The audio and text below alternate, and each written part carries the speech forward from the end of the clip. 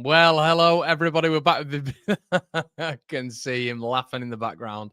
Listen, we're going to be back here talking Leeds United. We're going to be speaking transfers. We're going to be speaking about January dilemmas. We're going to be speaking about selection errors as well. And listen, solutions going forward as well. Leeds United off the back of a 4-0 win against Oxford, and we're going into a Christmas/January period, which is going to be massive for the club. We're going to be going into, the away form as well, of which I know a lot of you guys are keen to discuss. And for this journey as well, I am absolutely delighted to be joined by my good old pal, Oscar Marriott. As you guys know, Gabe is now off the debrief. So for the foreseeable future, it is going to be the gruesome twosome. And let me just get into a few of your comments. Do a recheck on the away stats. Sheffield have played 2 more away games than Leeds. We have played 2 more home games. They have a big advantage and points on the board. Nige says, evening, guys. Merry Christmas. And Rice says, going live the same time as Joe, making the public. Do you know what, mate? I had no idea. The little scumbag. He knows I go at 7:30 every week as well. So, yeah. F you, Joe. There you go. If Harrison is back, are we seeing Willie? Enjoy being in the Morto as well. At last, Sunderland winning the league. Without any further ado, Oscar Marriott, how you doing, mate? Now, hold on. You're on mute now. I think I muted you. Yeah. There we go. I was at first. I thought when I couldn't hear you, I was thinking, "Oh, something's gone at my end. And then another little worry. Then I thought, "Oh, something gone at my end then as well." But no, all good, mate. All good. Certainly the better after winning 4-0. It's Christmas as well. I've got the Christmas shopping out over and done with. That is not a fun task, that one. And as I'm sure pretty much everyone in the chat will probably agree, it's one of the most painful jobs of the year, isn't it? That one, the good old Christmas shop. But yeah, mate, all good. How are you? Good, man. Yeah, mate, all good. What have you? Actually, will any of your family watch this? Because I was going to say, what? Yeah, it's. I mean, it's not great presents anyway. But yeah, I won't disclose. Some perfumes and some chocolates and all that good stuff.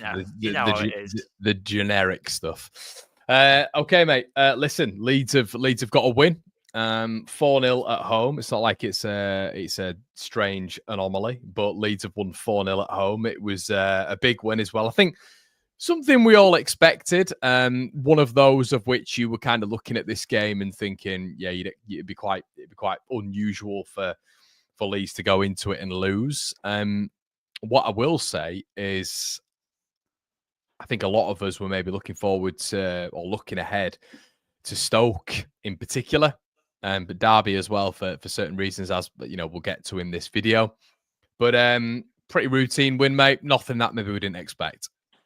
Absolutely. I mean, I will be honest. I was about 6 Guinnesses deep. I was on the Christmas night out, so I was. I probably wasn't in the best state to sort of watch a game of football in detail. But mate, honestly, it was a pretty routine one. Never really felt from the off really we were going to be in any sort of trouble. Obviously, as soon as we get the early goal, I did feel the game would open up for us. I think it always does when we do score in the first sort of 10, 15 minutes. You're looking back at other games this season, when we do score early doors, it tends to become pretty easy for us. I never feel like we're going to throw it away, especially at home when we do go ahead. So, yeah, no big surprise. But what I will say is, as much as it's great to win 4-0, and listen, I am buzzing with that, another clean sheet as well, which is nice for the confidence. I think these are the games I felt pretty confident on all seasons. I wouldn't say I've become massively more reassured that Leeds can get at the top 2 because we've beaten Oxford 4-0. I think the next 2 games, as you alluded to there, Hull away as well, Blackburn at home. I think these next sort of 4 or 5 games are going to be very key in the season, because these are the games that we've struggled with all season, really, especially the away ones. And I think we've got to be looking to win at least 2 of them in terms of 2 out of the 3 aways. And obviously the Blackburn at home game, I think that's got to be the aim. I think 3 wins out of 4, 10 points out of 12 has got to be our minimum aim from this run of games. Yes, I know the Christmas period is tough. I know games come thick and fast. There will be crazy results. There always is. Normally goes against us. And I think that is another point just to make. Christmas tends to usually be miserable for us in terms of results. Boxing Day to New Year's, I can't think of a time when we have actually been good. But do you know what? Let's look. We're going to get into it. We're going to get into it straight away. I heard this from the boy with this press conference, old Mr. Daniel Farke, earlier on today. And he was, teams like Leeds United, crowds against Leeds United, Christmas periods for Leeds United and Oscar. I'm thinking, no. Let's crack this curse. We don't want your Prestons, your Sunderlands this year round. We don't want seasons before and to be elsewhere. We struggled. I'm getting a little bit sick of these almost obvious excuses immediately that Leeds don't do well in the Christmas period. At some point, you've got to turn around that fortune. And listen, primarily during this period, mate, we've got to turn around these away day fortunes as well. So as much as we were listening to Farke's excuses, which look, I'm a Daniel Farke fan, but he's almost peddling them out in his press conference already. Look, mate, as Sheza says there, Stoke not won in ages. Preston hadn't won in ages. At some stage, mate, we've got to turn around these fortunes and not have to recover our sort of our mishaps in sort of the December period in January. It's got to be a profitable period for us. Yeah, it's no more excuses. No more excuses at all. You know, these away games, if we want to finish top 2, we've got to start winning these games. It's as simple as that. We can't just keep relying on the home form to bail us out, because at the end of the day, we're not going to win every home game, even though it feels like it right now, and fair enough. But at some point, we will have some dodgy results at home. It's natural over a season. So we need to pick things up away, because if we don't win, you know, if we take less than 4 points out of the next 6, there's a very good chance we'll drop out the top 2, because I don't feel like Burnley and Sunderland, I don't feel both of them will slip up. You know, I don't feel that at this moment in time. I think Sunderland are getting massively underrated, you know, in terms of the general consensus on them. I have to admit, I think up to about a month ago, I probably underrated Sunderland a little bit, but they've got something about Sunderland in terms of the youth, don't feel much pressure. They can add experience into the team in January. You know, they're in a good spot. Burnley, obviously, again, their style of football is pretty boring. They have similar issues to ourselves, but in different kind of ways. You know, that's certainly not completely a happy camp either at Burnley. You know, if they have a couple of bad results, it will soon turn on Scott Parker. I think we know that. And you could sort of say the same about us. You know, if we do have a dodgy next 2 games, the narrative will be totally different again. So it's a massive 2 games, this. And what is the key for me, I don't know about you, mate, is rotation. Rotation is massive now, because the rotations that Daniel Farke did for the game this weekend was spot on. I was actually it feels bad when I say this, but I was impressed that he dropped Nonto to the bench. I was impressed by that move. I think it was a big move, and I think it was the right move, because I think at that point, I think Nonto is our most talented player for me on his day. But I think given his recent performances, I think Solomon probably did earn the chance, and he took the chance as well, to be fair to him. I think it was Solomon's best 90 minutes. Well, not quite 90 minutes, but it was certainly his best performance from the off in the game, and not just because of the goal and the assists. You know, it was very impressive, Daniel Farke, in terms of the rotations that were done. Ampadu went into centre-back. What it does show to me is that this team, we will need to rotate over the next sort of 3 or 4 games. You know, Derby and Stoke will need to make changes there, and you know, likes of Largie Ramazani, Nonto will need to be integrated back in for some of those games. I do believe that. So it'll be interesting how Daniel Farke plays that. I mean, I'm happy for us to go with the same team we went with against Oxford. I think we probably will. Obviously, unless Pascal is back fit, Pascal will probably go in for Ampadu, I'd imagine. But yeah, it's interesting. I still think the case for the midfield 3 in terms of the way Tanaka, Rothwell and Ampadu linked together, because Ampadu kind of was playing as more of a sweeper, really, than a centre-back, with how high up the pitch we were pretty much all game. You saw the triangles between those 3, and I think, you know, if you just push Ampadu up 10 yards into that sort of holding midfield role, Tanaka and Rothwell a little bit further on as well, it could be a really nice midfield 3. That I still thoroughly believe that. But at this moment in time, a lot of players are playing themselves into form with that performance. But ultimately, as good as it was on Saturday, it will mean absolutely nothing if we then go and bottle it at Stoke. Well, how are you looking at it? Because I agree, it is bottling. It is bottling, because I'm getting a bit sick of the notion and the acceptance, and that's lowered the expectancy and potentially the standards of Leeds going away and it being fine that we lose away or we drop points away, as long as we, you know, pick something up at at home, which I think there's a massive pressure put on Leeds United there towards the back end of the season. We won 3 games in 11. That is always in the back of my head because of how dominant we were in phases last season, 10 on the bounce, which has never been done in the club's history before. That's always in the back of my head because Leeds were at a point of which, don't get me wrong, there was Ipswich, there was Leicester there. But we have to be honest, mate. There was a series where we were in that 10-game winning run where you were thinking, my God. I mean, no teams, I don't care if you're Leicester and Ipswich are there, they're going to struggle. And they did struggle against us, but they struggled in those games as well. And we still didn't get it over the line. So we came back from that international break and we struggled with 3 wins in 11. And I think, I'm not saying that history's going to repeat itself, but there has to be consistency across the board. And for me right now, I still look at Burnley, I still look at Sunderland, I still look at Sheffield United, and I still think we're a better team. I think when we're in first gear, we're better than all of them. But it doesn't matter because if you're not consistent across the board, you will fail to get promotion. And I still firmly believe that. I still firmly believe that if it continues the way it's going, there is an argument that Leeds will struggle.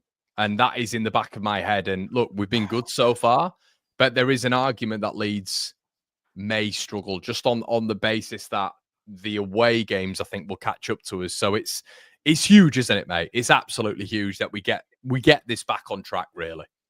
Psychologically, more than anything. I think psychologically it's massive. You know, in fact, the fact we've got 2 away games, awkward away games as well, you know, in terms of atmosphere, Stoke and Derby, and not especially, you know, it's not especially a friendly game, is it? You know what I mean? It has got a bit of fire to it, those 2 games, especially Derby, you know, in terms of the recent last couple of years or so, last sort of 5, 6, 7 years. Stoke as well is never an easy place to go. Even when we've been flying, we've gone to Stoke and come unstuck. You know, I remember under Bielsa, you know, in terms of losing 2-1 down there when Nathan Jones was in charge, and I was thinking, what am I watching here? You know, we're far better than Stoke. Was that his one where he was sort of like going absolutely nuts at the crowd as well? The whole crowd. It was unbelievable. Yeah, I think that was probably as good as it got really for Nathan Jones at Stoke. Pretty much. But yeah, it was one of them. I think we've just got to start well in both games, especially that Stoke game. If we can get the first goal, I think it will massively change things. And that's been our biggest weakness, mate, is scoring first in these away games. You know, we don't do it often enough for the quality we've got. You know, it's unacceptable, really, for the quality of this team that pretty much 1 in 3 away games we've not even scored in. How can that be the case with this Leeds team? The attacking talent, you know, we've got in this team. You know, we've shown what we can do against Oxford. You know, when we do score early, when the game opens up for us, but we've got to make that. We've got to make it like that away from home. And it's easier said than done. I understand that. But I still believe, and this won't be a popular take, this one, I still believe we need to try and change the way we start away from home in terms of, does Matteo Joseph come in? Do we go to the midfield 3 when we can? I don't think we will do this, by the way. I think it'll be the Derby game at the earliest when we make this change. I think it will be the same team. But I genuinely think Stoke away, I would rather go with Joseph from the off. That is just simply my view on it. I think Perot obviously does great for the Solomon goal, but there's still moments in that game against Oxford where I'm thinking Perot's got to be on the penalty spot there. He's got to be waiting for the cross, and you know that kind of movement isn't at the level of Joseph's. Of course, the finishing side of things, I won't deny that at all. You know, Perot is quite a bit ahead of Joseph at this moment in time, especially, you know, Joseph maybe lacking that little bit of confidence in front of goal. Although I do believe when Joseph does go on a scoring run, he will go on the scoring run then. But I look at it from my point of view. If you analyze every single, like, I don't know, maybe I sound a bit pedantic here, but sort of, would you say there's been a goal this season of which you're looking at Peru and going, what a finish? What a finish. I'm kind of looking at and it's easier said than done, obviously, but I just think if maybe the minutes have matched, like I think Peru's got something like might be 500 to 600 minutes more than Joseph this season. I kind of look at some of these finishing and just think if there was a consistent bout of which he was played, Joseph, and it wasn't chopped and changed, i.e. Borough and the next game, you know, where he started and then he didn't start. I just think you're going to get a little bit more consistency from him. Don't get me wrong, there'll be rash misses. And there will be rash misses. He's a young lad. But I also think to myself, you know, there's rash misses with Peru as well. It's not just like unequivocally he's a masterful finisher. You know, he does miss chances. You know, Peru's he's not a marksman. He's got 3 goals in his last 12 games, for goodness sake. So we're not talking about an assassin here in front of goal. We're talking about someone with a slightly better and slightly fortuitous record than Joseph. Like, I think overall, you actually give Joseph more minutes and maybe an equal amount of minutes, you'd maybe see maybe more confident, more consistent Matteo Joseph. I don't think there's, and unless you do that, of which we're kind of cutting between minutes right now when it comes to Joseph, when it comes to Prue and Bamford, let's be honest, when we're kind of cutting between minutes, it does make you wonder what would happen if the shoe was on the other foot. Yeah, it's an interesting one. I mean, what I'd say is it's more the away games where I think Joseph, in terms of, yes, I know Perot, if he gets a better chance, if he gets a chance that Joseph gets, you probably back Perot at this moment in time to score it. But I don't think Joseph's a poor finisher by any stretch. I think we've seen a big enough catalogue of work from Joseph. Yes, I know it's for the 21s. Yes, I know it's at different levels. But some of the finishes fundamentally, where he's finding the corners from ridiculous angles, this is a guy who can finish. There's no question about it. It's a guy who has the ability to score goals. It's a guy who has the ability to lead the line at this level. Yes, in terms of the consistency side of things, in terms of, that side of things maybe isn't what you'd ideally want, compared to, say, a Timu Pukki or, maybe an Adam Armstrong last season for Southampton. That's maybe not the kind of consistency you'll get with Joseph. But in the long run, you're looking at a really, really high potential player. And I just think in these away games, we need more movement. It's not just Peru either. I'm looking at other options in there. I think Wilfred Gnonto is probably a player I was looking at in the last couple of away games where the movement's not been good enough in terms of both sides of the ball. But I look good when he came on in that 10, though. I liked him in that 10. Yeah, it was. And I think this will help Gnonto as well, by the way, that in fact that he's come out of the team. I think maybe just had that little bit of a mental break at the team, if that makes sense. Because I think it's very clear Gnonto, in terms of with Somerville and Russa going, is now the main man, essentially, in the attack when he's on it. And I think at times this season he's showing it. But I think, the last couple of weeks, I think it's been a different kind of Gnonto. I think Gnonto's mental focus is 100% there. But I think sometimes players just need a rest out the team and a reset kind of thing. And it'll be interesting to see, where Gnonto's at when he comes back into the team. But I also think Solomon can do a job in the 10. I've said this numerous times. I think Solomon in the 10 and Ramazani on the left can also work pretty well. But it's just good to have options. I do think it's good. It's a good problem to have that we have got options. That's the fundamental thing to say. This isn't a problematic thing. I think most teams in the league, even if you just look at our bench on Saturday, would kill to have that. Yeah, they would. In terms of you looking at even up to like a Middlesbrough or something. If you look at some of the options we had on our bench, Middlesbrough, they start every week for Middlesbrough or teams like that. What do you feel with us now? What do you feel with us? How do you think we're looking? We're top 2. We're okay. We're averaging, the manager's talking about it all the time. We're averaging, you're looking at points per game as hitting 90 points. I don't think we look at other teams, I'll be honest, Oscar, and think, they're kind of in and around us. They could also hit 90 points. I heard Farke talking about it the other day. So averaging, 90 points, and then we go up. It's like, do you remember last season? Yeah, well, that's it. When you remember what happened? Behind it, it's not going to go down well, that one. Well, this is the thing. Sometimes at his press conference, I sound like anti-Farke here, and I'm definitely not. But sometimes I think in his press conference, it's like, come on, mate. Like, we've got point evidence explanation here. You say this sort of stuff last season. It'd get your Norwich team promoted. I remember him saying it in every press conference. My Norwich team, this, that, and the other. You get an average X amount of points. It equals Y. True, but you've also got currently, what are we on? Is it 2 points separating Sunderland, Burnley, and Leeds United? Like, yeah. Look, we've got to pay a little bit of notice to these other teams right now. And people say to me, look, you can't look at these other teams, but you've got to do, unless we start sorting that away form out and we start pulling away from the pack, which we said was going to happen at some point. You've got to look at the others, because the others are going to be a little bit more consistent away from us than us at home. Don't get me wrong. They won't be as good as us at home, but that average, and hopefully us not, blowing up at the end like we did last season, which I'm not saying we will do. I don't think we will do, but that did happen last season. We've got to take all these things into context. You can't. I think it's a little bit naive of him to turn around and keep quoting this 90 points after what happened last season, Oscar, especially with how tight it is now. Yeah, I don't agree with it, to be honest. I think it will be, maybe 90 points will just about be enough, but I think it will be very tight. I think it's going to be, 95 will probably definitely be enough, I'd say, or very close to almost being certainly enough this season.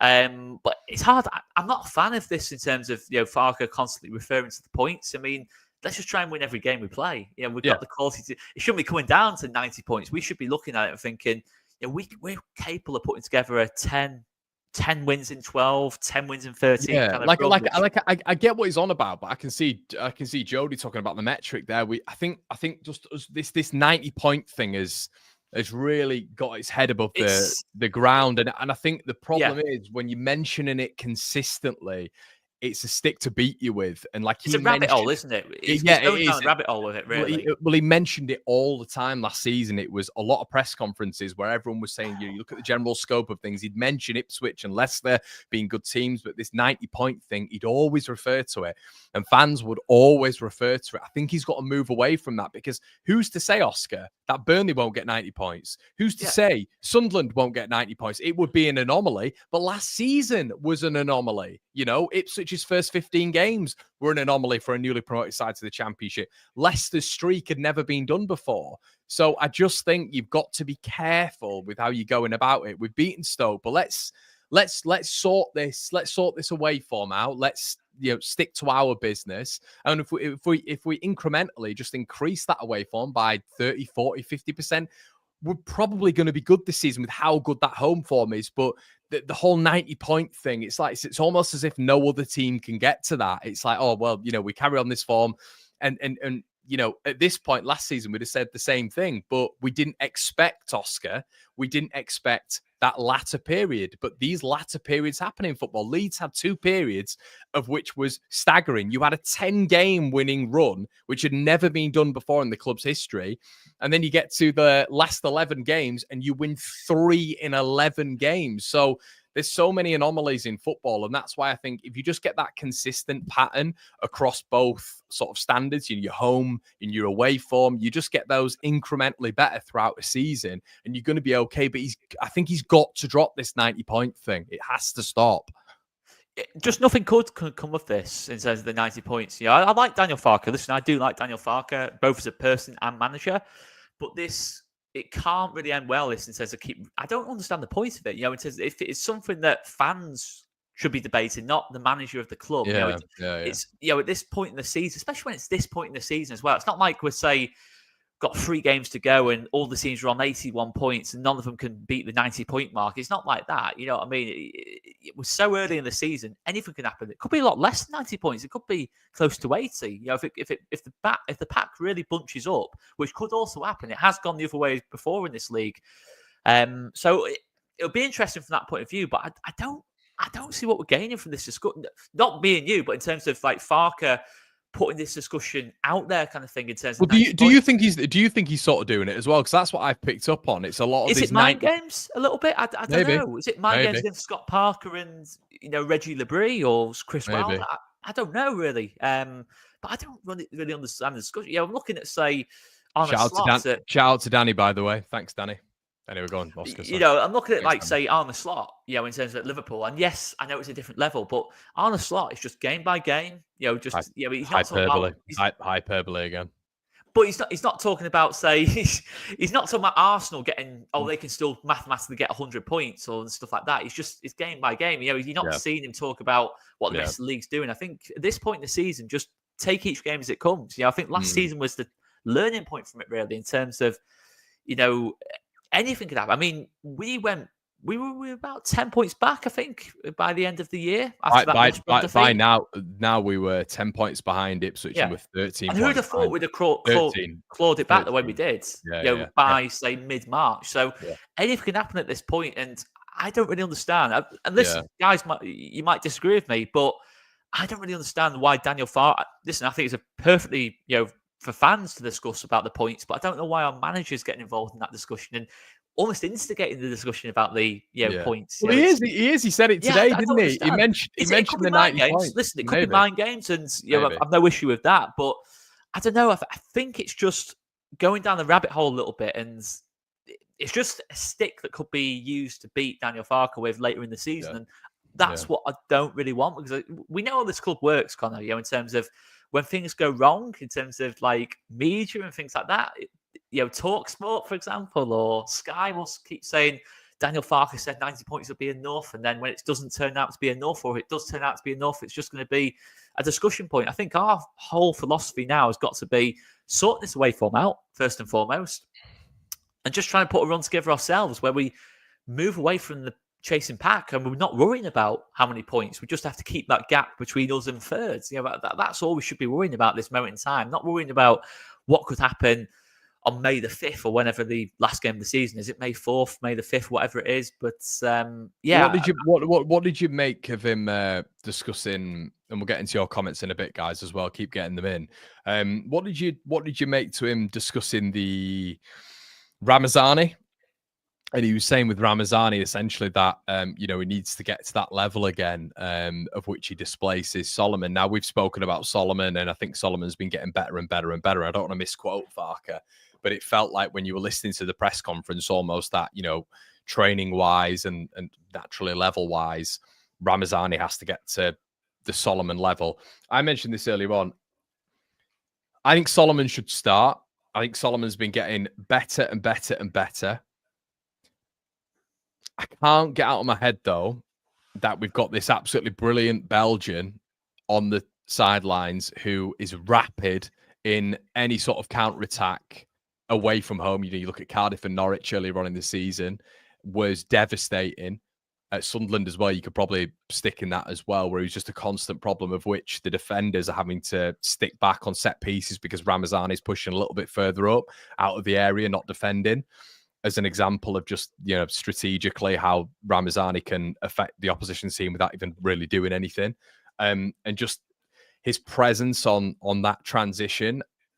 I think Solomon's a different type of player, but I think it's just literally the speed and the agility of Ramazani that I think can put the absolute creepers up the opposition. And I'm looking at Derby and I'm looking at Stoke being susceptible to pace, especially from their defensive perspective and that midfield perspective, that I think he could just be so effective. I mean, is it a case of maybe Solomon starting and Ramazani just has to be a proactive choice earlier than what we used to seeing with Daniel Farke in terms of substitutions?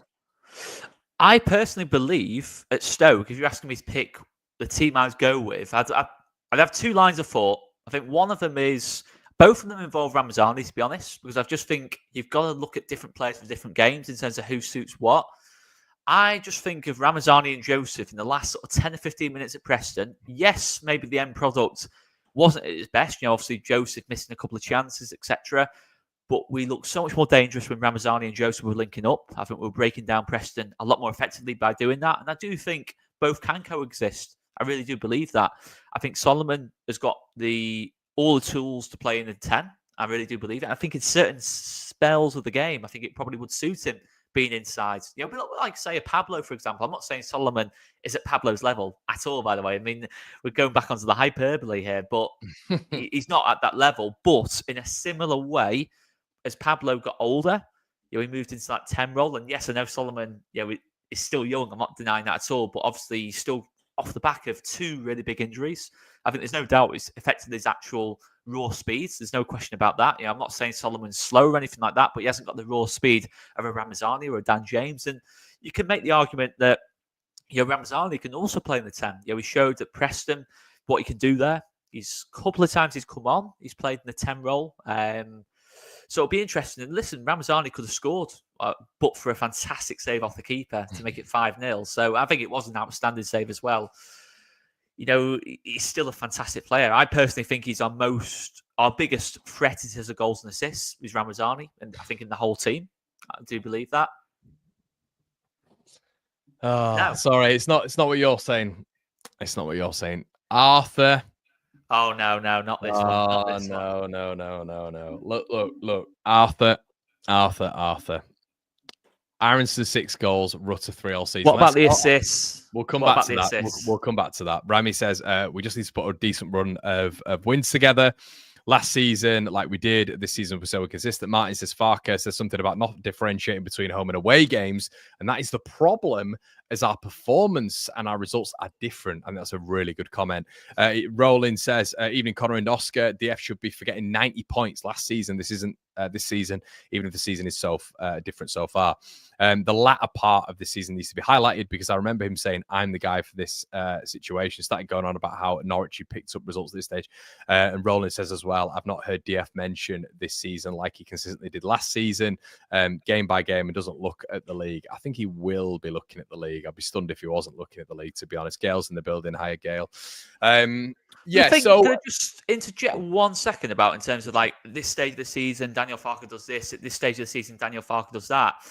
I think what we've got to look at is last season didn't follow the pattern of a typical Daniel Farke season at all. And you know, a few have pointed that out. And it just feels to me where I'm thinking, you don't suddenly, it's not Mario Kart. You don't suddenly get a power up in March and April. You don't suddenly become magically better. You know, it's one of those. This is where I've got to look at it and say, you know, we've got to look at the here and now. We can't just be relying on what's happened in the past with Daniel Farke in March and April, because last season it didn't. You know, we've got to remember. This is where I'm at. I kind of get it. It is very frustrating, I feel, where it's like, oh, it's Daniel Farke's best start ever. It's like, what does that mean? The league's different. The players are different. Everything is completely different. Different. So it's a whole different kettle of fish. So I understand it in a sense of people trying to get crumb of comfort from that, but it means nothing if it's Daniel Farke's best start ever. So, I mean, there's something that I did want to get you touch on. I did want to get your thoughts on, I should say. I think Jayden Bogle for Archie is the recruitment team's best upgrade this summer. And maybe not upgrade, maybe that's the wrong word, but I think it's arguably the best bit of business, and I'll tell you why. I think Tanaka 3.4 million for Kamara, you'd say was an outstanding bit of business, 100%. What I'll say about Jayden is, I think he's gone under the radar. I think let's talk about his attributes first of all. I think he's almost a winger. I think I was expecting him to be poor defensively. He's not poor defensively whatsoever, in my personal opinion. I think he's actually showed. I was fully expecting. I saw that Portsmouth game and I thought, oh, here we go. This is going to be every single game. I think aside from maybe Millwall and Blackburn, where I thought the whole team was an abomination in both of those games, and he was part of that collective, I think he's been exceptional. I think he's massively undervalued. I think a lot of the fan base will overhype players like Sam Byram. Maybe that's because he's academy product. I don't know. But when you're looking at someone like Jayden Bogle, who's levels above him, I do think it's quite odd. And I know football's subjective. That's my thoughts. I also think stripping Jayden Bogle from your promotion rivals for 5 million quid, like we did, of which Wilder was knocked off at, their fans were knocked off at, and he was arguably their probably top 3, top 2 player in the Premier League, I think has been a massive, massive coup for Leeds United. He's only 24 years old. I think he's going to get better and better and better. And I think, Oscar, we need to sort of have a little bit more glaze on Jayden Bogle, because it's all right doing it for Rothwell, Tanaka, Aronson, other players in our squad, but I think there is a massive undervaluation of how good Jayden Bogle has been for Leeds United. I think he's been arguably top 3, top 4 players all season. Yeah, he's an interesting player, Bogle. There is one thing I want to say about the attributes side of things, but what I think I'll say first of all, I think Tanaka and Rothwell, for me personally, I think it's hard for me to say they haven't been our biggest upgrades in terms of the recruitment side of things, because I think they've brought to that midfield. I think they've been carrying the team in the last couple of, not so much the last few weeks, but certainly in that kind of October. I think all I'd say to the Rothwell thing, me and you were absolute Rothwellers when there were a lot of people saying how garbage he was and all this sort of stuff. It was those magnificent locks. That hair. You just can't. That's it. The aura, isn't it? However, and this might play a part. It might not play a part. He's not our player. Yeah, it's very true. Solomon's not our player. They've come in on loan, 100%, and amazing. They're going to help us this season. But I think recruitment, has got to almost be, I don't know. I see recruitment as a permanent player. I can't help it. And I know Rodon came in. I know Ben White came in, but I think if you're actually putting the valuation out there, let's say Ao Tanaka, 3.4 million quid, you're getting him through the door. You can completely hyper-analyze when it comes to Ao Tanaka. What an absolute bargain we've got there. I think it's difficult when you've got loan players in, because they're going back at the end of the season. It's almost like a trial period, really. But yeah, look, I think, Tanaka has been unbelievable. There's an argument Rothwell's been even better. Oh, but last couple of weeks, yeah. I wouldn't necessarily. I think for me, Tanaka, I'd say Tanaka's been our player of the season so far. I'd say. I think it's between him and Pascal. I'd say in the top two for me. But in terms of Bogle, just to go back onto Bogle, I mean, my biggest thing with Bogle is when he's played on the same side as Dan James. I think you're really seeing his passing game. I think that's massively underrated. I actually think it's his best attribute is the passing from distance in terms of dropping deep and spraying those passes into Dan James. You've seen it a couple of times. I think you've seen it more and more. I think second half against Preston. I actually thought Bogle. Listen, I'm a Bogle fan, but I thought he had a poor first half against Preston and then really, really excelled in the second half. Yeah, I was going to say. I think it was harsh when he came off, to be honest. At that point, I thought for a big point of that second half, he was pretty good, to be honest. In the attacking sense, no doubt about it. It was his. I thought it was his best away performance because I think there's been some questions about his away performance. Second half. I think it's hard. I think maybe it's harsh because we judge a lot of these players on these away performances. But look, and I'm guilty of that. I look at Peru and Aronson because I think they massively underperform.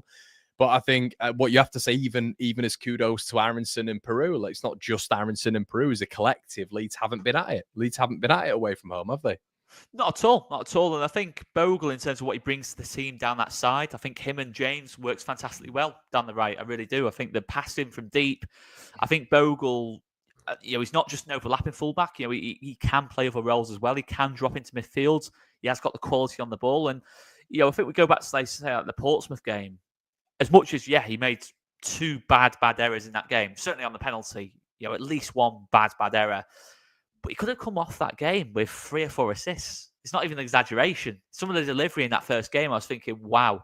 And I think he definitely does give us more than Archie, to be honest, at right back. And it's natural because Archie isn't a right back for starters. That was said at the start. I think he's a much better fullback than Archie was. But Archie's not a fullback, to be fair. He's not. And that's, but that's, it doesn't really matter for us now at that point, whether Archie is or isn't. The fact of the matter is we have upgraded down that side of the pitch. It's more natural. I think him and Rodon have got a good understanding when Bogle pushes up.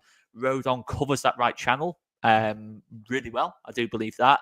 And I think it's actually quite similar, actually. When I mentioned Rodon, I actually think they both get a similar kind of rating, like in terms of, I've seen a lot of people say Rodon's been average this season. I'm thinking, well, he's not, has he? He's not been average. He's had a couple of mistakes, maybe 2 or 3 dodgy games.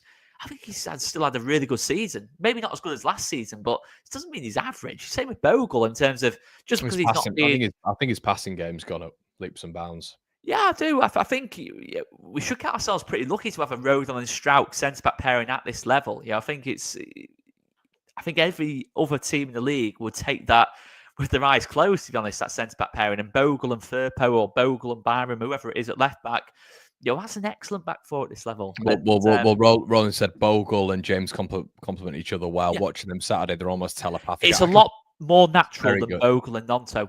A lot more natural. It is, yeah, it is. I think both want the ball to feet a lot more. Well, I think James as well. James defensively is just exceptional, isn't he? When we need him in that role, but I think it's very. I think sometimes as well as Roland says there, it's telepathic in terms of he knows when Bogle's going to go, and there's just maybe that little jerk to the right or that jerk to the left or that ball to the right hand side when he knows in his periphery he's going to go with that overlap. And I saw them talking before the game as well, just on the broadcast that I was watching. I thought to myself, they'll at certain situations, maybe when it's 2 versus 1, 2 versus 2, they'll understand when Bogle's going to overlap and when he's not going to overlap. I think what I will say about James from a tactical perspective is I've noticed him cutting in on that left a lot. And what I will say is I know he gets a lot of flack for that and it annoys me a lot of the time. But when he's cutting in on that left-hand side, you can tell his almost balance is completely off. If you notice when he cuts back from his right to his left, he almost falls back. It's very weird. It's almost like his pace gets him into this position naturally as well. But when he's inverting, he crosses with his left, but he leans back. You can tell it's not a natural position for him. And when he does cross that ball, it's almost like a 50-50 chance. He doesn't get his head up, his head's down, and he'll cross this ball or he'll have a go at goal. And sometimes it's it's absolutely horrendous, some of the connection he gets with the ball. But in the Championship, Oscar, we know he's going to get more and more chances with this Leeds United side through build-up, through the technicians we have in the midfield. And I think the beauty about what James provides on that right-hand side, I have to say, similarly to Nonto, even though Nonto's not providing us with enough at the minute with his level, it's now that unpredictability. I don't feel last season he was cutting in on that left near as much. And I think as well, when he cuts in on that left as well, sometimes he'll use his right foot and go on a mazy dribble into that central space, and he'll go at the centre backs. But I just think Dan James's game has been massively impacted by maybe the fact that he'll go inside, he'll cut inside, and he'll almost know that the fullback's gonna alleviate and go towards Bogle, who's on the overlap at that point. And I think that's sort of been a key part, really. It just connects so naturally. Sometimes James will stay wider as well, and Bogle will cut in.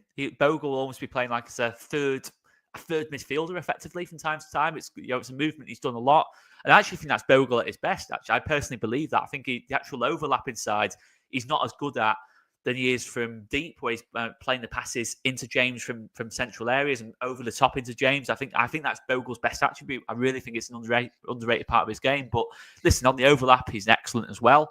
And I just think, I think he's an underrated player. I think along with Joe Rodon, I actually think in a weird way, I think they're both pretty underrated down that right-hand side in terms of how solid it actually is from a defensive point of view.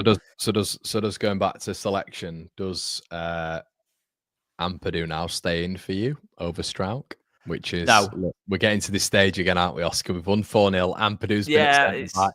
And you wonder even if the manager, do you think the manager's considering it? Do you think the manager, you know what? I know he rates Strauch. I know he does, and he was bigging up Strauch, wasn't he, last season when he was out of proceedings as well. But you do wonder right now. I'm just hoping that this doesn't become a consistent thing, potentially, because you've got Rothwell now and Tanaka in that midfield, and he's kind of wanting to shoehorn Ampadu in the side. I'd be surprised if that was the case. I think Ampadu will probably go back into the team, but I can't see it being in the back four. I much prefer Ampadu higher up the pitch. I can't deny it. I think he's done well when he's played at centre back. I think last season he did an excellent job overall. And as many points out, our run of form when Ampadu came into the team was excellent. But we've also got to remember the run of form was also terrible towards the end of the season. That left-hand side struggled badly towards the back end of last season. The goal against Southampton in the playoff final. Listen, I'm not calling out Ampadu or Junior Firpo here, but Pascal Strauch has been outstanding this season. He was outstanding last season in the first half of it. It would be madness to me to drop Pascal out of the team. Okay, rotation. Rotation's an option as well because we know Pascal is injury prone. I wouldn't mind that from time to time.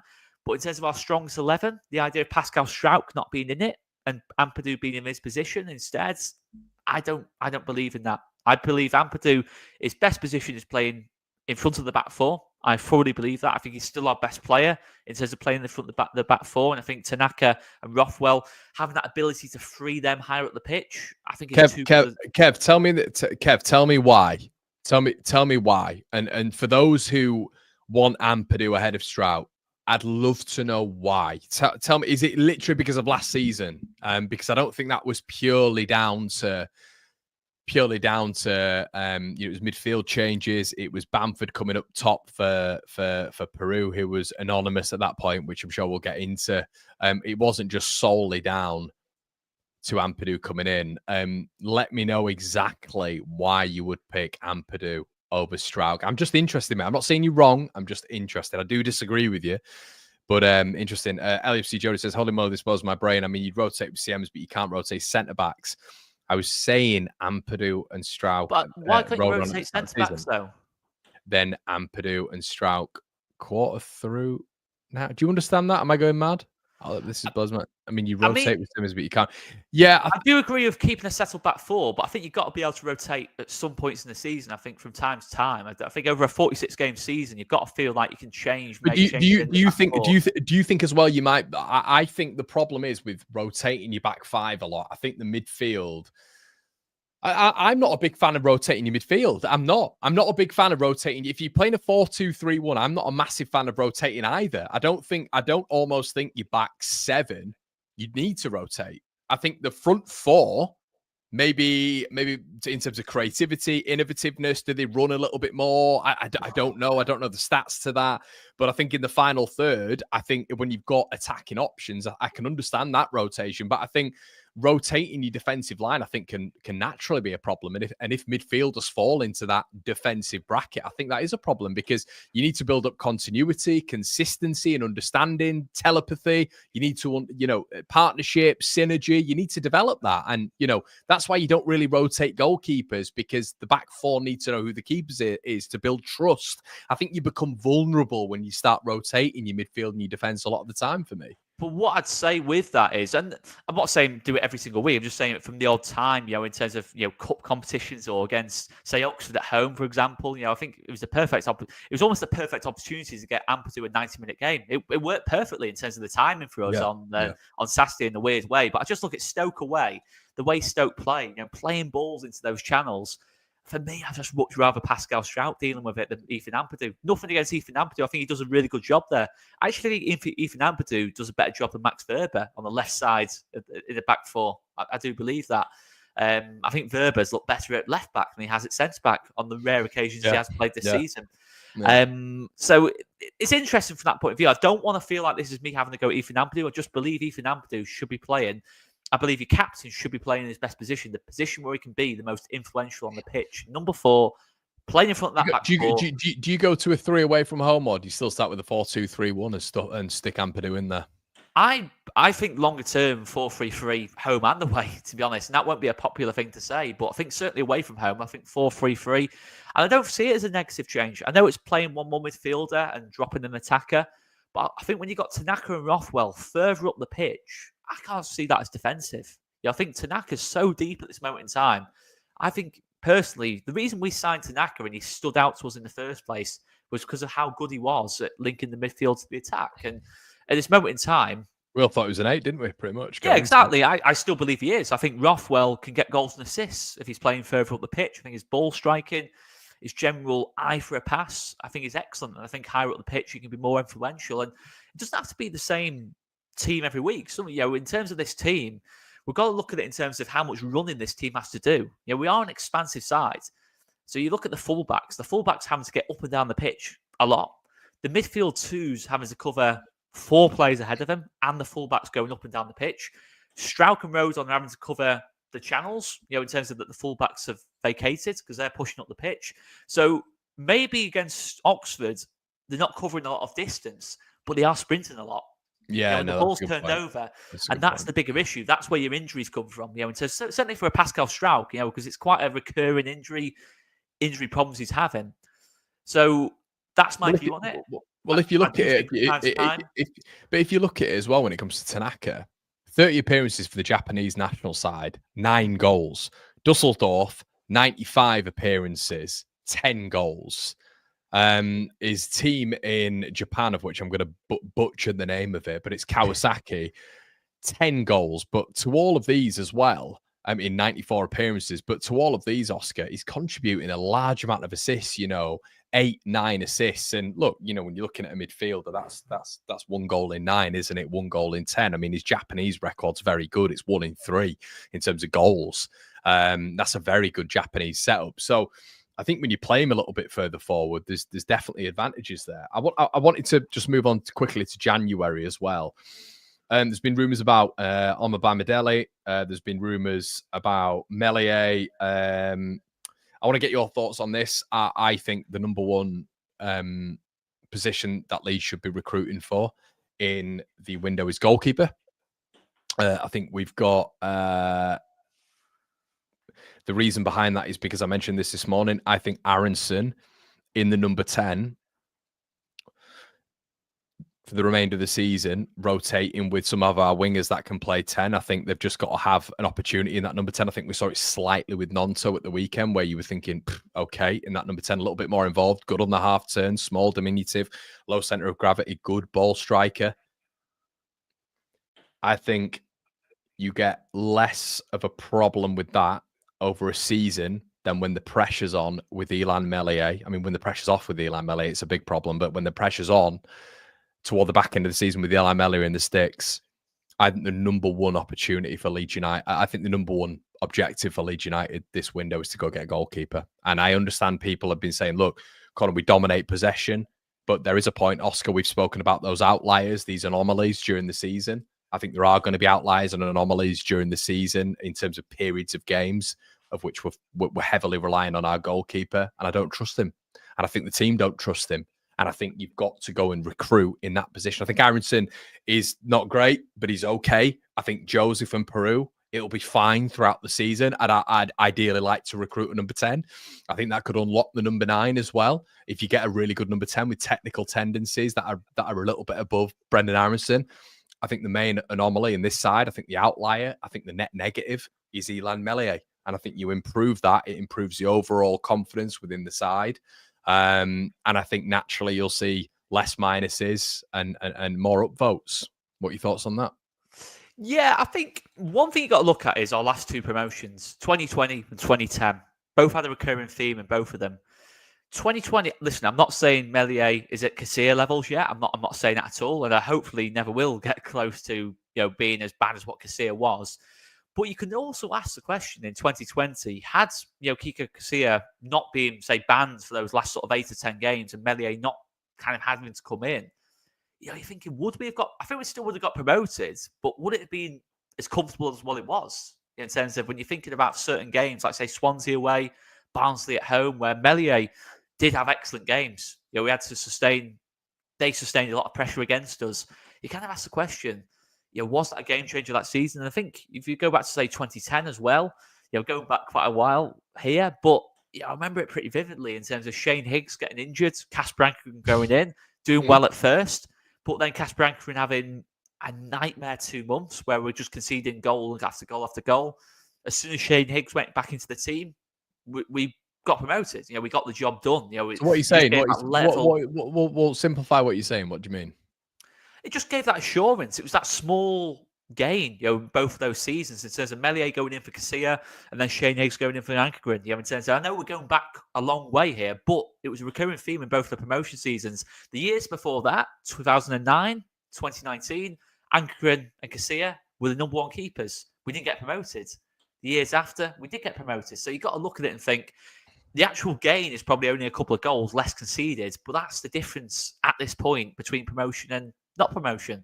You've got to look at it like that in terms of, if you look at games this season, yes, we haven't been fantastic this season, but you can still look at it and say, if Meslier had made saves that he should have made, we could be 6-7 points clear. I'm not talking about wonder saves here. I'm not talking about fantastic saves. I'm talking about not conceding that first goal against Portsmouth, not conceding the goal against Millwall. What I want to show, Oscar, is this. Okay, and this is something that I talk about in my videos a hell of a lot. And there's people who discuss clean sheets, and this is a data representation on FootMob. Clean sheets: Elan Meslier 12, Cooper, who I think is the outstanding keeper in this division, James Trafford here. Okay, now I think this is a lot more to do if you're a bottom team. So let's have a look at this Seoul. You look at the top teams here, and these are the top teams in the Championship. The top keepers in the Championship. You've kept clean sheets, but I don't think this is, you look at Ainsley Pears here. Blackburn have kept 6 out of 7 clean sheets. I think that's to do with the unit, not just the goalkeeper. Right? Are we agreed on that?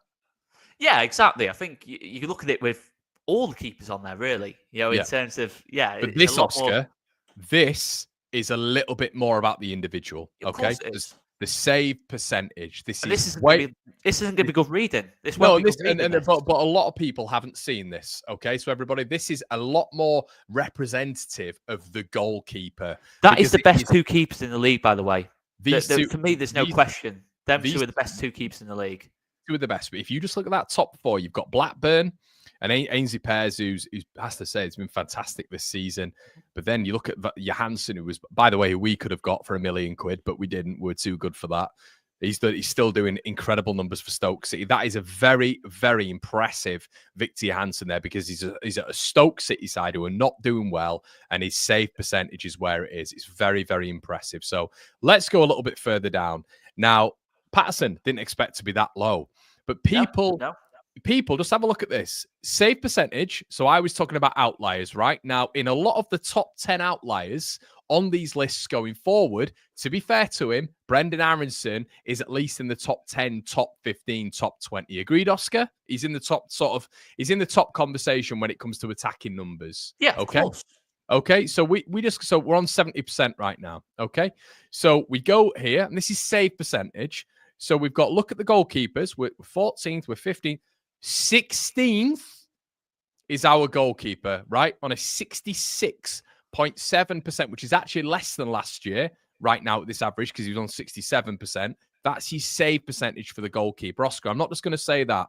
Okay, we're going to go to saves per 90. And I understand, look, don't get me wrong, Leeds are not, this isn't probably the best metric. Yeah, I don't think you can hammer Melee too much on this stat. But let's just get the statistics up anyway. Saves. This particular stat, I think. This we're not looking too much of. He's bottom. But what I will say about this is, because I know a lot of people do bring this up, saves per 90, it's a little bit of a dead. But that, for me, can I just take the positive side of that? That reflects on how good our back line is. It does. And how controlled our style of football is as well, to be fair to Daniel Farke. But this is a big one. So goals. So Victor Johansson is facing a lot of shots. Is that 8? 8. He's at 8 right now. That is bearing in mind, this guy right here, and this guy right here were available for a combined fee of £3 million, 3 million English pounds in the summer months. So that is 8 goals prevented. 16 goals. So that is, guys, that is probably the difference of Stoke being in where they are in the relegation zone right now. That's how important a goalkeeper is. Michael Cooper still on nearly 6, which is massive. If we go further down, so you've got James Trafford. So Cooper and James Trafford, Ainsley pairs are all in the top 5. Okay. So these are the top keepers in the division. You go a little bit lower, you got Alex Palmer at West Brom there. We go a little bit further down, okay? Sheffield Wednesday in 9th. That's a good goalkeeper return, okay? 11th, 12th, 13th, 14th, 15th, 16th, 18th, and we're in a minus region here, is Elan Melier. So he's not prevented any goals. In fact, he's at a net negative to what he should be at in terms of, our expectations, etc. Now, this is the overall point, mate. This is what I'm constantly getting towards when it's this goalkeeper. At some stage, especially when you can get the most money from him, which is probably going to be in the January window, because his contract's till 2026. I don't think you're going to get that much from him in the summer with a year left. This, for me, is the prime opportunity to get rid of him, get a goalkeeper in, potentially of Johansson's level. And you've just said there, goals prevented 8. That can be massive at the end of the season. Huge. And especially with a back four as good as ours and a midfield as good as ours, I think goalkeeper is primary number 1 for me. Well, I'd agree. If you look at what Paul says below, imagine a Rob Green in this team. Say Rob Green when he was in that year he played for us, where, to be honest, if you look at it, over the last couple of years, over the last decade, really, have we actually had a goalkeeper outside of Melier's first couple of seasons at Leeds where you've kind of thought, yeah, they're going to save us more goals? No. Rob Green was it. Rob Green was it. We've been tainted with garbage. Schmeichel, but he wasn't there for long enough. Ankergrund wasn't bad. There's a lot of thingy memories about Kasper Schmeichel. Kasper Schmeichel made a lot of mistakes at Leeds. Listen, I know the talent was always there, but he wasn't actually anywhere near as good as what people make out at Leeds. He wasn't, in fact, we sold him to Leicester. I mean, I think that was a mistake, but he wasn't actually as good as what people make out he was at Leeds. But is there a genuine argument there that position is genuinely one that Leeds, with his contract situation, with the fact that we need to improve, with the fact that if we're going up to the Premier League next season, if we can get a goalkeeper right now who's going to be adaptable to Premier League conditions, you can get him associated with the squad a little bit, you can get embedded in, confident within his surroundings. I think it's massive. I think it's been completely overcooked, and there's this notion that we can get by with Melee, and we can get by with Melee. But the problem is, Oscar, it brings with it a risk. The problem is, for me, it brings with it as well, something that I hear a lot of, he's going to be, the back four's going to be disturbed if Melee goes. No way is that back four going to be. I'm telling you, that back four will be thinking, I'm hoping Leeds go and do something. I'm hoping Leeds go and do a number 1. I'm telling you, they will be thinking that.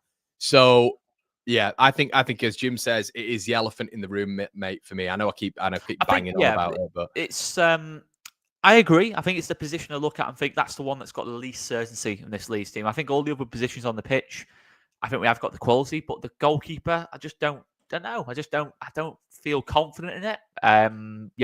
Not just Meslier in terms of Caldalo, the fact that even after you look at, say, Sunderland's that away games last season, the fact Caldalo was still nowhere near being the starting goalkeeper for Leeds tells me that it's not an ideal situation. There's not healthy competition there.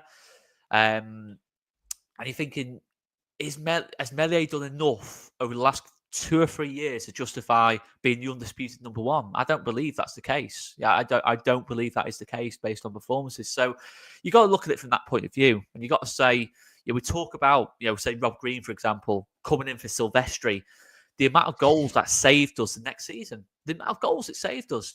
Of course, he had a better back four in front of him, but there's no doubt about it. Leeds suddenly stopped conceding goals. Leeds suddenly weren't a shambles at the back. It's a difference a top keeper can make, an experienced keeper as well. I think that's something I think Leeds do need to look at now.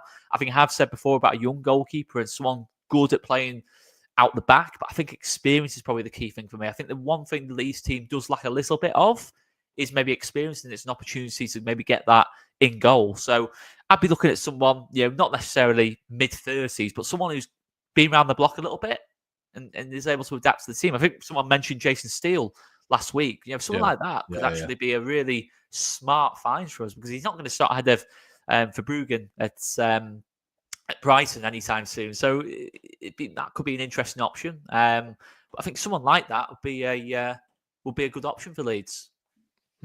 Yeah, I think so. I don't know if you saw the LEFC data thing going around where it's literally got us at the top of every single metric. I mean, let's just have a quick look at it, Oscar, before we head off. Let's just have a quick look at it. I think you can see it there, can't you, mate? It is, and everybody in the chat, Leeds ranked pretty much at the top of everything here. We don't need to get into it. It doesn't surprise me. It doesn't surprise me at all. Well, it doesn't. And look, we've seen this. The main difference, as Chris at LUFC Data has pointed out as well, big difference, how good Sheffield United have been defensively in terms of why we're not first. And number two, quite simply, is our away record. That's it. They're the only differentials to Leeds being top of the league and flying.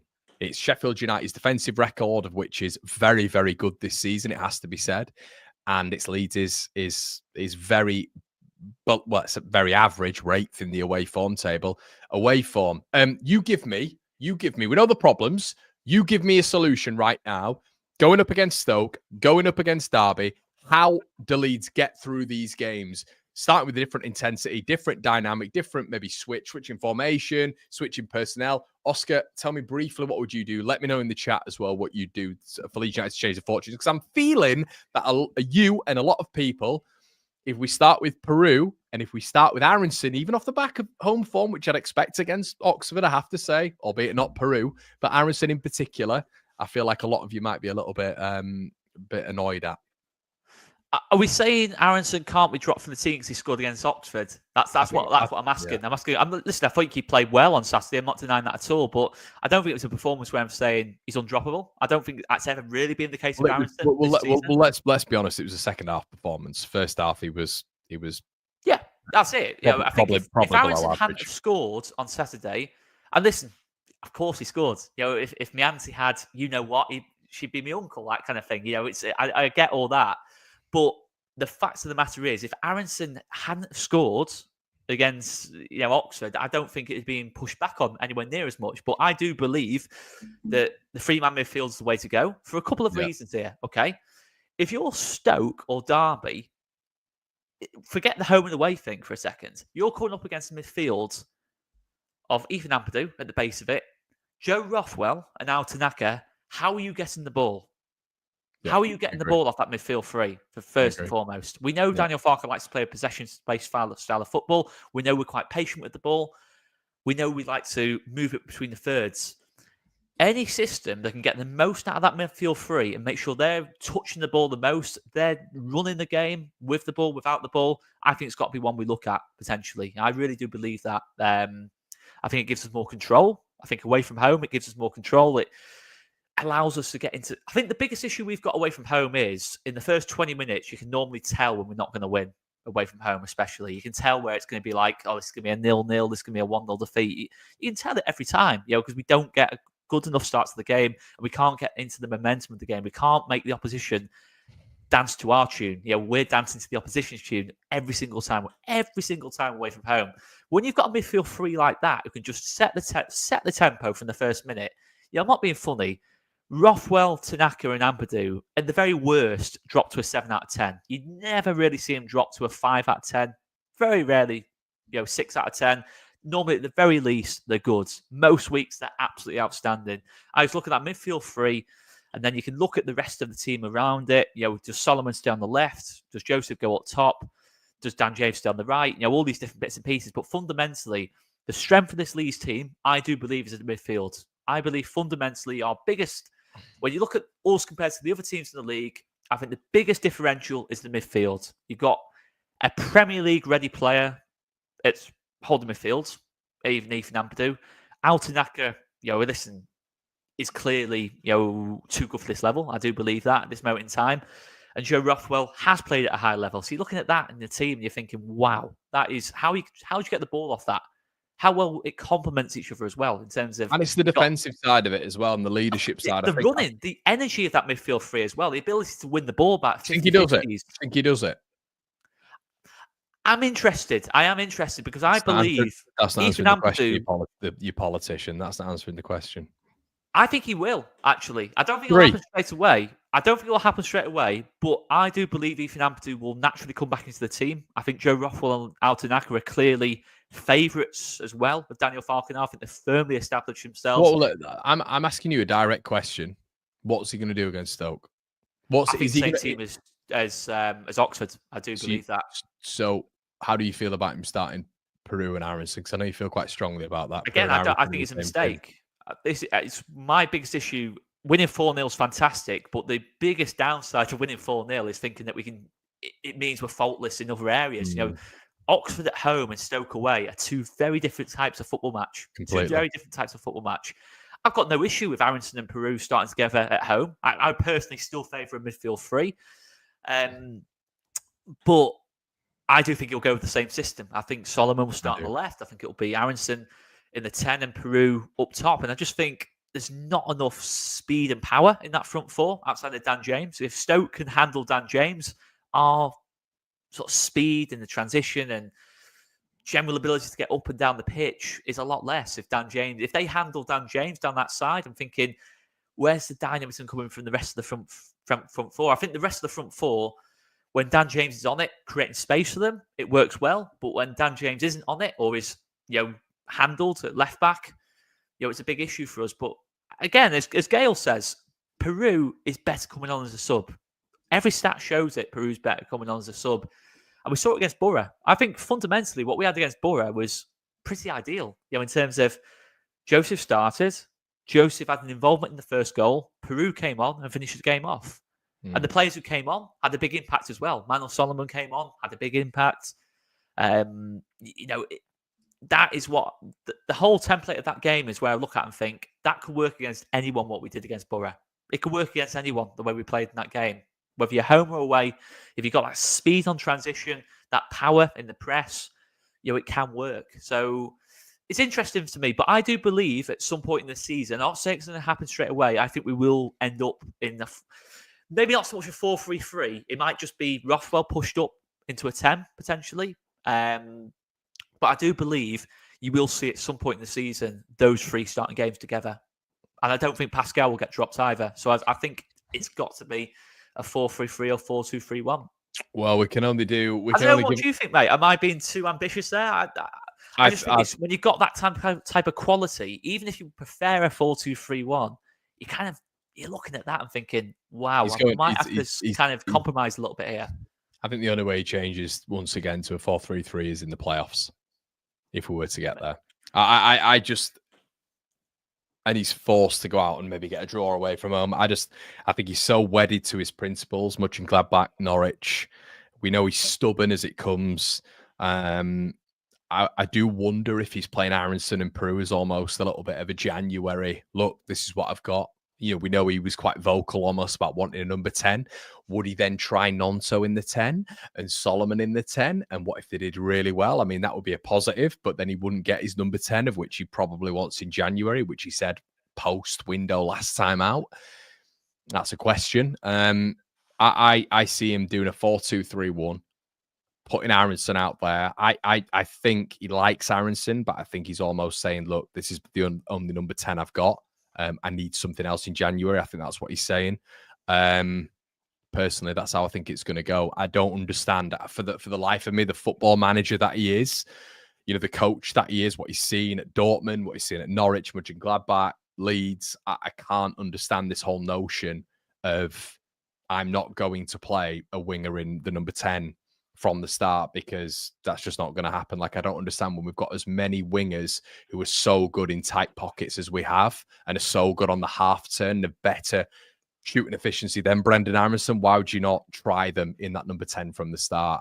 I wonder whether or not he's just saying to the board, look, this is my number 10. I need an actual number 10 for the January window. Do you think he's gonna just bring Ampadu back in and drop one of Tanaka and Rothwell? I think I agree with what you said. I think a 3 would be. No, it's just about. What do you think Farke will do? Yeah. So two separate things. What I would do is exactly what you would do. I think pushing Ampadu. I think Ampadu at the back. I've sort of calmed a little bit on the 2-8s going forward, because I didn't know if Tanaka would work with another number 8. But I think Tanaka in a sort of number 8 role with Rothwell, I think that'd be quite nice. It'd be interesting to look at least as a test.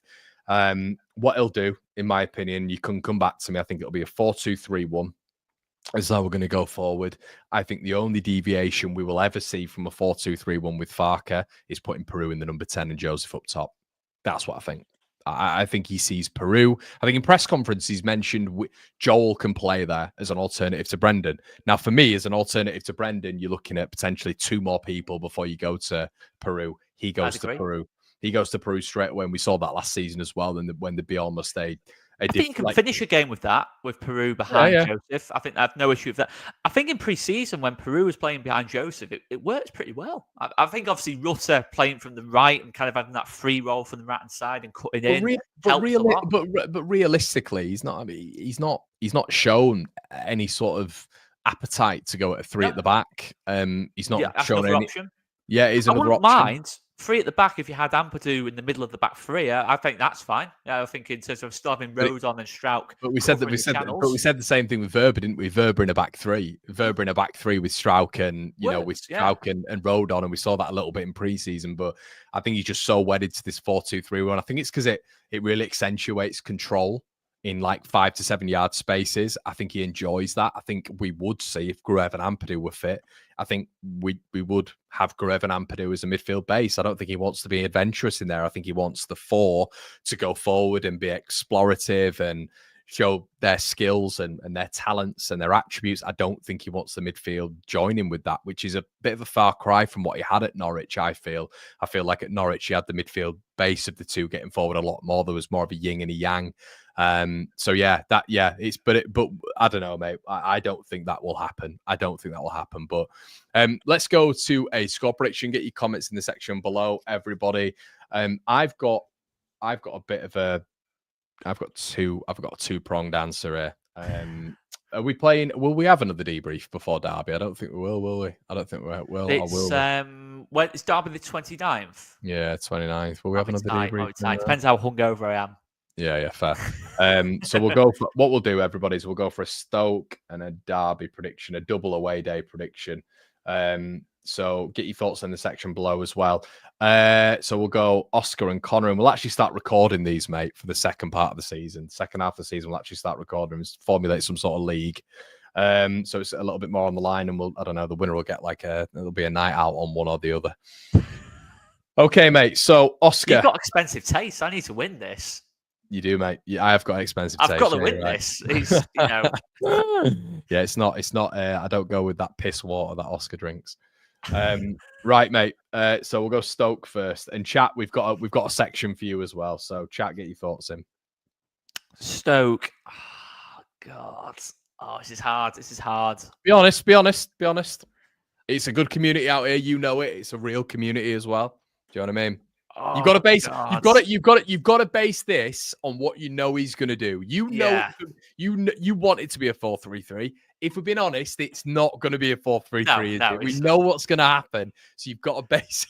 It's It's annoying, but we've got to base it on that, haven't we? So it's Aronson and Peru in there. It's let's go through the lineup. It's Melee, it's Bogle. Unless there's injuries, it's going to be. I think. Do you think Strauch will come back in? That's the interesting one. Yeah, I do. I don't think Strauch I will think he come back will. in. I don't think Strauch will come back in. I think Ampadu's going to stay at the back. I You think it'll still reckon? be yeah. Because I remember this in that January period. Not that Strauch was there, but we had other options there. And I tell you what, Leeds Twitter, both sides of the argument. I mean, half of Leeds Twitter wants Ampadu to be ahead of Strauch anyway. The other half, wants it to be Strauch all the way. I mean, I'm probably more on the Strauch all the way. That it'll kick everything. That it'll cause a civil war in I remember it last year. I remember it last year as well. But the the thing is, Leeds obviously, media Strauch, space in terms of that. If he does stick with Ampadu, but listen, I think either way, Stoke away. I know this probably won't be the case because I think it'll be quite a difficult game. It will be a difficult game. We should still be able to go to Stoke and win the game, whether it's Ampadu or Strauch at centre back. I think we'll have a better chance of doing it with Strauch at centre back.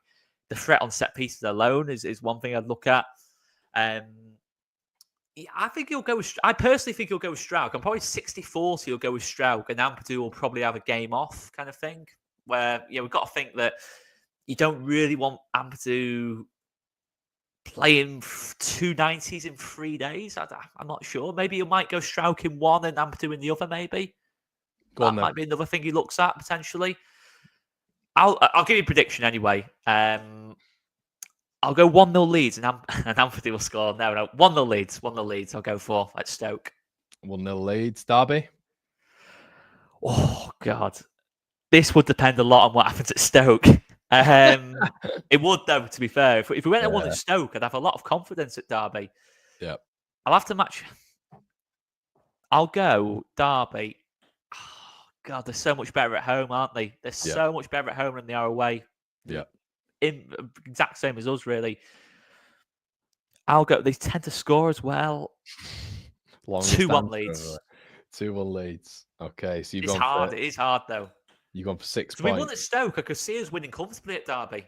I really do. If we get that mental barrier and move it at Stoke, I think we go to Derby and win comfortably. It just right. Well, the chat are going with. I think there's a lot of 2-0 Leeds is at Derby, so we'll put that down as the chat prediction, and then for Stoke, it looked like there were a lot of 3s. So I'm gonna mediate it with. I'm gonna go 3-0 because that's different to what I've said. So the chat's gone 3-0 Leeds at Stoke. Sorry, I've done that. Yeah, done that wrong. So 3-0. Tell you what, I'd happily lose that one. I'd happily lose both. Yeah, so the chat's gone 3-0 at Stoke away, and then they've gone Derby will win 2-0. So we're not conceding. You've gone 1-0 Leeds at Stoke, and then you've gone 2-1 Leeds at Derby, which I don't think they're. Have you gone 2-0 or 2-1? 2-1. 2-1. I don't think they're bad shouts because it is quite narrow. I've gone 3-1 Leeds at Stoke, and then I've gone 1-1 Derby. I'm just feeling the Victor Johansson masterclass at Stoke, and we just about win it in the 90th at Stoke. I think it'll be really one of those. Pablo Hernandez against Swansea against Freddie Woodman. That sort of game when Freddie Woodman was having an absolute blind of that season at Swansea. I can see it being a bit, Bielsa-ish in terms of Johansson will just have I think he has before against us, hasn't he? Last season, away at Rotherham, he was outstanding in that game. That's it. Well, I'll tell you what, mate. We've been going on for an hour and 20 minutes, which for two people who've got nothing to talk about, it's been a pretty gargantuan one. Guys in the chat, and Gail as well, and Paul and Arthur and Carl and Yul and Remy and everybody in the chat as well. Thank you so much for being here as well. A lot of people are asking how to donate as well post the video. Guys, the thanks option next to the join option if you do want to donate. Really appreciate that. It helps the running of the channel. We've got bits on Patreon as well. You can follow Oscar at Oscar Mario on Twitter. Thank you all for joining. We are still in the hunt for a third guest, of which, we are looking. Of course we are. But thank you so much, everybody. We're going to be back with the debrief next week as well. Hopefully when we're off the back of potentially 2 Leeds wins, if that date falls in. But guys, it's been an absolute pleasure. Merry Christmas if we don't see you at that point. I'm sure I'll see you tomorrow, but Oscar might not. It's been an absolute pleasure. and we will see you in a bit, guys. Cheers. Have a good one.